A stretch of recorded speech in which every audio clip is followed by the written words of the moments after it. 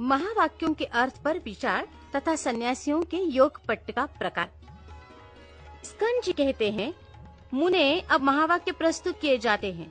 1 प्रज्ञान ब्रह्म, 2 अहम ब्रह्मास्मि, 3 तत्वमसि, 4 अयम आत्मा ब्रह्म, 5 ईशावास्यमिदं सर्वम, 6 प्राणोस्मि, 7 प्रज्ञानात्मा, 8 यदेह तद्मूत्र तदन्विह, 9 अन्यदेव तद्विदिता तथो अविदिता दधि, 10 एषतम आत्मान्तयामृतः, 11 स यश्चायं पुरुषो यस्यासावादित्ये स एकः, 12 अहमस्मि परम ब्रह्म परात् परम, 13 वेदशास्त्र गुरुणां तु स्वयमानंद लक्षणम, 14 सर्वभूतस्थितं ब्रह्म तदेवाहं न संशयः, 15 तत्वस्या प्राणोहमस्मि पृथिव्याः प्राणोहमस्मि,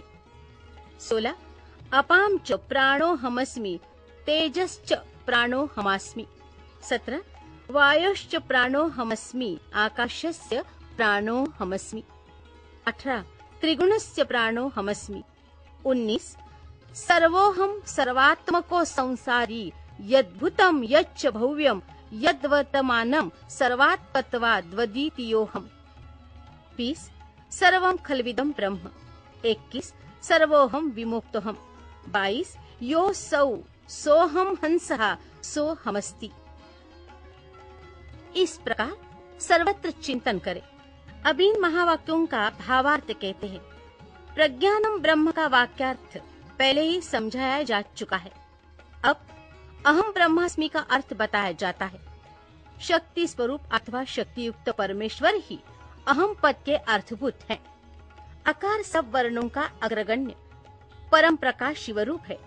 हकार व्योम स्वरूप होने के कारण उसका शक्ति रूप से वर्णन किया गया है। शिव और शक्ति के संयोग से सदा आनंद उदित होता है। मकार उसी आनंद का बोधक है। ब्रह्म शब्द से शिव शक्ति की सर्वरूपता स्पष्ट ही सूचित होती है। पहले ही इस बात का उपदेश किया गया है कि वह शक्तिमान परमेश्वर मैं हूँ, ऐसी भावना करनी चाहिए। अब तत्वमसि का अर्थ कहते हैं। तत्वमसि इस वाक्य में तत्पद का वही अर्थ है जो सोहमस्मि में सहा पद का अर्थ बताया गया है। अर्थात तत्पद शक्यात्मक परमेश्वर का ही वाचक है। अन्यथा सोहम इस वाक्य में विपरीत अर्थ की भावना हो सकती है, क्योंकि अहम पद पुल्लिंग है, अतः स के साथ उसका अन्वय हो जाएगा। परंतु तत्पद नपुंसक है और त्वम पुल्लिंग, अतः परस्पर विरोधी लिंग होने के कारण उन दोनों में अन्वय नहीं हो सकता। जब दोनों का अर्थ शक्तिमान परमेश्वर होगा, तब अर्थ में समान लिंगता होने से अन्वय में अनुपपत्ति नहीं होगी। यदि ऐसा न माना जाए तो स्त्री पुरुष रूप जगत का कारण भी किसी और ही प्रकार का होगा। इसलिए सोहमस्मि का सहा और तत्वमसि का तत् ये दोनों समानार्थक हैं। इन महावाक्यों के उपदेश से एक ही अर्थ की भावना का विधान है। अब अयम आत्मा ब्रह्म का अर्थ बताया जाता है। अयम आत्मा ब्रह्म इस वाक्य में अयम और आत्मा ये दोनों पद पुल्लिंग रूप हैं, अतः यहाँ अन्वय में बाधा नहीं है। अयम शक्तिमान परमेश्वर रूप आत्मा ब्रह्म है, ये इस वाक्य का तात्पर्य है। अब ईशा वास्यमिदं सर्वम का भावार्थ बता रहे हैं। परमेश्वर से रक्षणीय होने के कारण ये संपूर्ण जगत उनसे व्याप्त है। अब प्राणोस्मि, प्रज्ञानात्मा और यदेवः तद्मूत्रः इन वाक्यों के अर्थ पर विचार किया जाता है। मैं प्रज्ञान स्वरूप प्राण हूँ। यहाँ प्राण शब्द परमेश्वर का ही वाचक है। जो यहाँ है वो वहाँ है, ऐसा चिंतन करें। यहाँ यत् तत् का अर्थ क्रमशः यहाँ और सहा है, अर्थात जो परमात्मा यहाँ है वो परमात्मा वहाँ है, ऐसा सिद्धांत पक्ष का अवलंबन करने वाले विद्वानों ने कहा है। उपर्युक्त वाक्य में यद मूत्र तद विन्ह इस वाक्यांश का भाव है कि यो मूत्र स इह स्थितः, अर्थात जो परमात्मा व परलोक में स्थित है वही यहाँ इस लोक में भी स्थित है।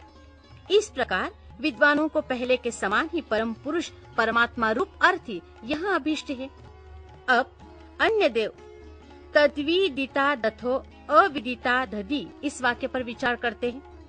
मुने अन्य देव तद्विदिता दथो अविदिता दधि इस वाक्य में जिस प्रकार फल की भी विपरीतता की भावना होती है उसे यहाँ बताता हूँ, सुनो। विदितात ये पद अयथा विदितात के उन्हीं का इन समस्त उत्कृष्ट गुणों से नित्य संबंध है। अपने और पराये के भेद सतात के अर्थ में प्रवृत्त हो सकता है, वो विदित से भिन्न है, अर्थात जो असम्यक रूप से ज्ञात है उससे भिन्न है। इसी प्रकार जो यथार्थ रूप से विदित नहीं है उससे भी पृथक है।